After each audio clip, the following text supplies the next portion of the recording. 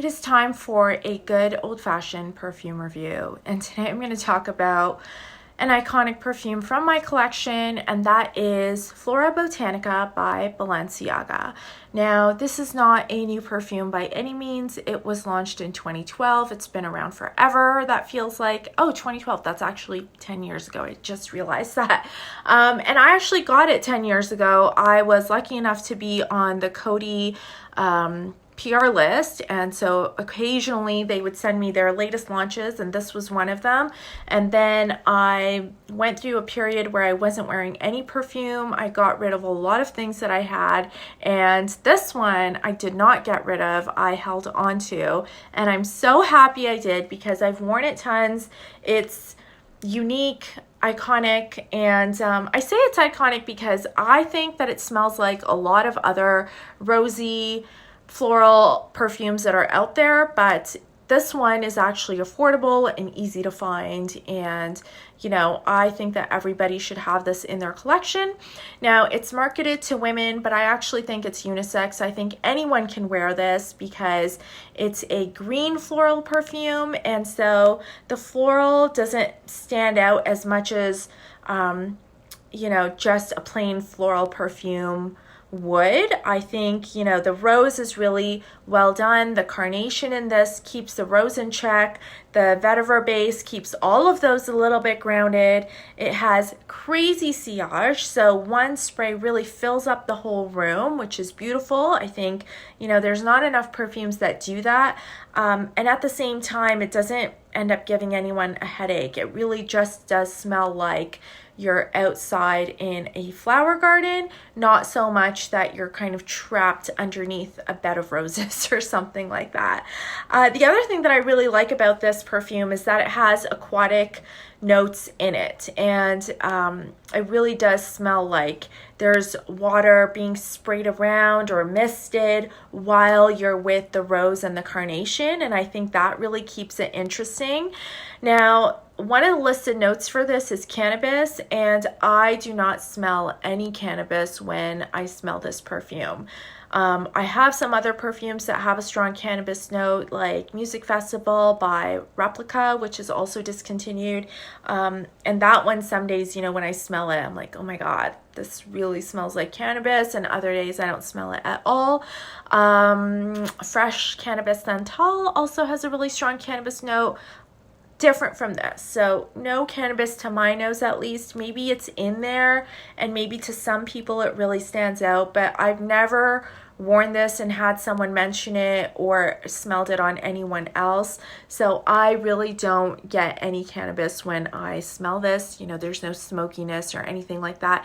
It really is a clean green aquatic floral.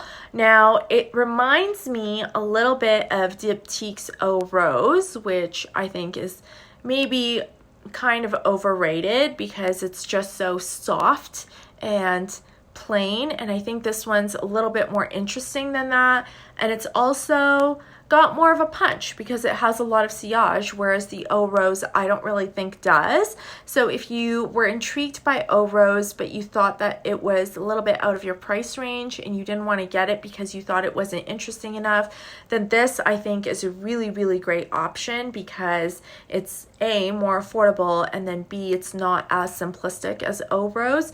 And I think, you know, both of these, Eau Rose and Florabotanica, aren't very realistic rose scents. They are floral, but it's not like the flower is right there with you. They're more kind of, you know, symbolically floral, I would say. Yeah. The other perfume that this reminds me of, and I just smelled that recently in the store, and that is Toy Boy by Moschino, and that's the one in the black teddy bear bottle. That one is another gorgeous rose scent. I think it's marketed to men because the bottle's black, but I could be wrong about that. really smells unisex to me because the rose is dialed down a lot and there's musk, and it's just, again, super easy to wear. That one doesn't have as much sillage as this one. I think you would have to spray more of it, but they're kind of related. So if this didn't work for you, but you kind of liked the idea of it, then definitely smell Toy Boy. And if you're not able to find this and smell this in your local you know, perfumery or drugstore, wherever you go looking for perfume, go have a smell at Toy Boy, because they do kind of share some similarities without being exactly the same, for sure. And go smell Eau Rose by Diptyque as well, because that one is really, really easy to find. And you know, that one is more, Diptyque has their customer and they have like their own vibe, and so if you're a Diptyque customer, that one's great. If you're not necessarily a Diptyque customer, then this one I think is a little bit better, and like I said, it's priced way better, so it's easy to kind of have and just pull out when it starts getting warm outside, which is definitely what I do. I like to wear my fragrances according to season and not so much according to you know, I don't rotate them so they all get an even wear. I really think about what I'm in the mood for, and then I pull out what I want, and this is definitely one of my favorites for warmer weather. That's it for me. I hope that kind of explained the perfume well and that you're able to go smell it for yourselves, and I'll see you next time. Bye.